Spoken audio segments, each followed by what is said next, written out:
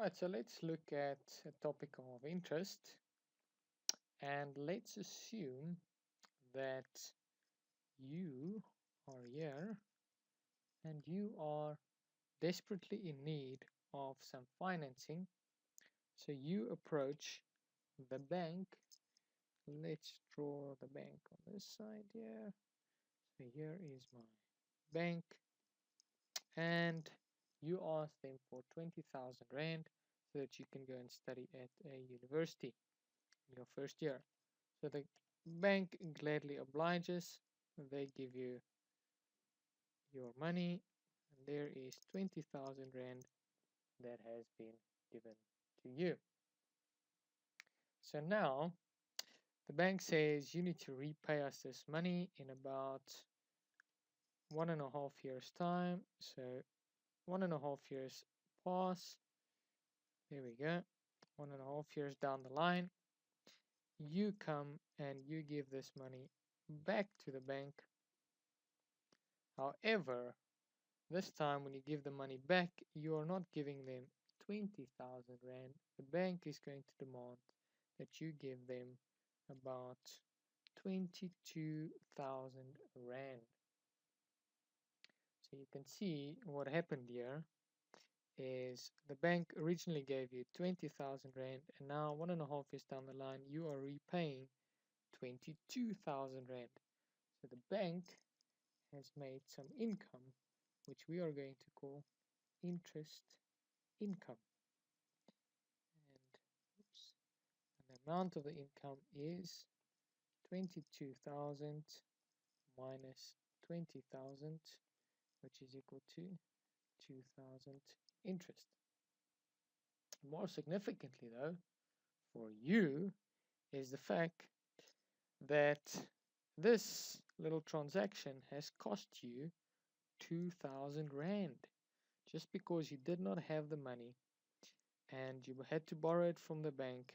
You are 2,000 Rand worse off. Exactly the same transaction as here, but for you this is not an income, this is an expense, which we are going to call interest expense.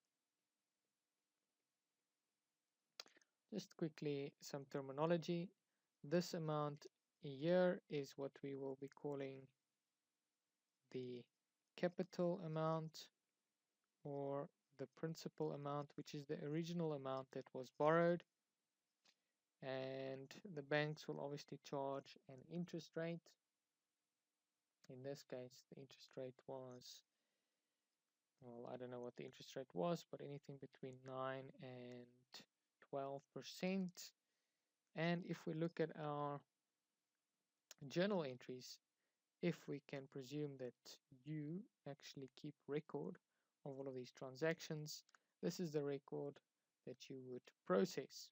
When you receive the money, your bank account increased. We know that bank is an asset.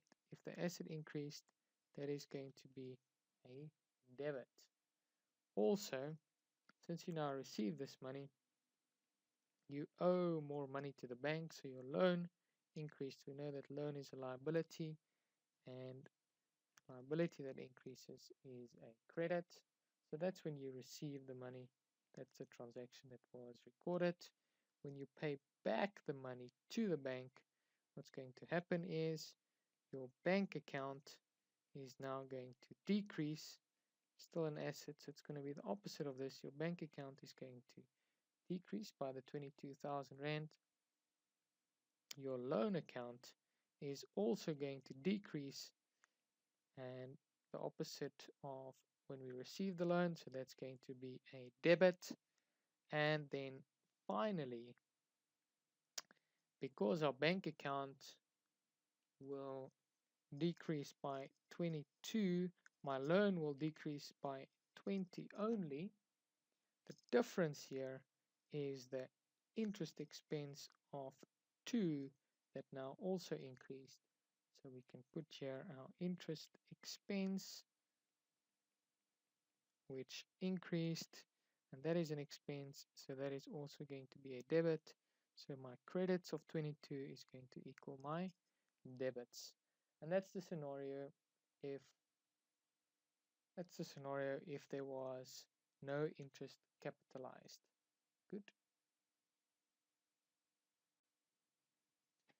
The person on the left-hand side is commonly referred to as the borrower, while the person on the right-hand side will be known as the lender.